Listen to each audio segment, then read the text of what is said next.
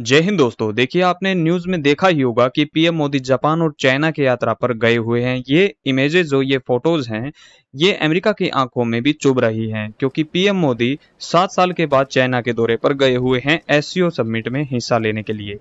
ये उनकी गलवान घाटी के बाद पहली यात्रा होने वाली है क्योंकि ट्रंप की टैरिफ की वजह से भारत, रूस, चीन एक हो रहे हैं और नजदीक भी आ रहे हैं उनको मुकाबला करने के लिए। इसमें मिडल ईस्ट के काफी सारे देश भी शामिल हो चुके हैं और चाइना और भारत के बीच में 10 क्या समझौते हुए हैं, इस पर हम बताने वाले हैं। शी जिनपिंग ने कहा कि ड्रैगन यानी चीन और हाथी मतलब भारत को एक साथ आना पड़ेगा नए वर्ल्ड ऑर्डर सेट करने के लिए। 10 समझौतों में से एक समझौता ये है कि दोनों देशों को एक साथ आना पड़ेगा और हम एक दूसरे के प्रतिद्वंदी नहीं बल्कि साझेदार हैं। और ये 2.8 अरब लोगों के लिए फायदेमंद होने वाला है क्योंकि हम मल्टीपोलर वर्ल्ड सेट करने वाले हैं। दूसरा ये दोस्तों की सीमा विवाद पर शांति बनाए रखना। पीएम मोदी ने शांति के लिए जरूरी जोर दिया है और दोनों देशों ने पिछली साल शांति पर बहुत ही ज्यादा तारीफ की है। चीन ने 3 सुझाव भारत के सामने रखे हैं: डिप्लोमेट संवाद बढ़ाना, आपसी भरोसा मजबूत करना, आदान प्रदान सहयोग बढ़ाना और एक दूसरे की चिंताओं का ध्यान रखना ग्लोबल मंच पर। नंबर 4 ये कि दोनों देशों के जो सीमा विवाद है उनको हित के लिए, जैसे कि ट्रेड संतुलन बनाना, लोगों के बीच संपर्क और सीमा पार जो नदियों का सहयोग है वो एक दूसरे को सहयोग देना।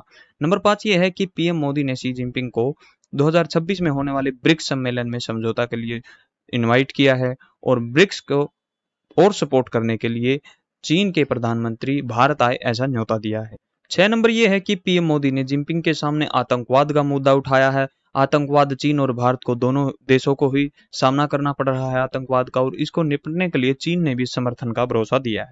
7 नंबर ये है कि पीएम मोदी ने कहा कि डब्ल्यूटीओ और यूएन जैसी संस्थाएं जो कि यूरोप और अमेरिका के काबू में है, वो अपनी मनमर्जी करती है, वो ऐसा नहीं चलेगा क्योंकि भारत और चीन बहुत ही बड़ी आर्थिक शक्ति है और ये बहुत ही बड़ी भूमिका निभाते हैं। 8 समझौता ये है कि भारत और चीन के बीच में जल्द ही डायरेक्ट फ्लाइट शुरू हो सकती है क्योंकि गलवान घाटी के बाद डायरेक्ट फ्लाइट बिल्कुल बंद हो चुकी थी, जो कि अब दोबारा शुरू होने पर सहमति बन चुकी है।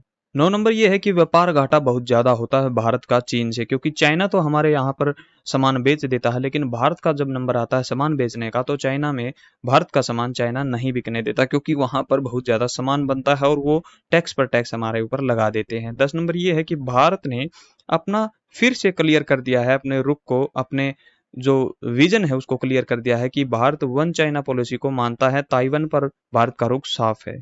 देखिए, भारत और चाइना के बीच में इतने अच्छे रिश्ते क्यों नहीं बन पा रहे, उनके दो कुछ पॉइंट है वो आपको जरूर सुनने चाहिए। देखिए, एलएसी जो कि अभी तक ने उसका समाधान नहीं निकला है कि वो स्थायी सीमा कहाँ तक है। चीन तिब्बत पर ब्रह्मपुत्र पर विशाल डैम बना रहा है, भारत इसका विरोध कर रहा है लेकिन चाइना नहीं मान रहा। भारत के पाकिस्तान के साथ चाइना की गहरी साझेदारी है और क्वाड में भी मौजूदगी को लेकर दोनों के बीच में अविश्वास है। 2020 के बाद जो चीनी कंपनी जो कि एप्लीकेशन ऐप्स है उन पर रोक लगाई थी और चीन के साथ लगातार घाटा भी चल रहा है। दोस्तों, आपको क्या लगता है चाइना के साथ हमारे कैसे रिश्ते होने वाले हैं फ्यूचर में? कमेंट में जरूर बताना और ऐसी वीडियोस के लिए आप इस चैनल को जरूर सब्सक्राइब कर लीजिएगा।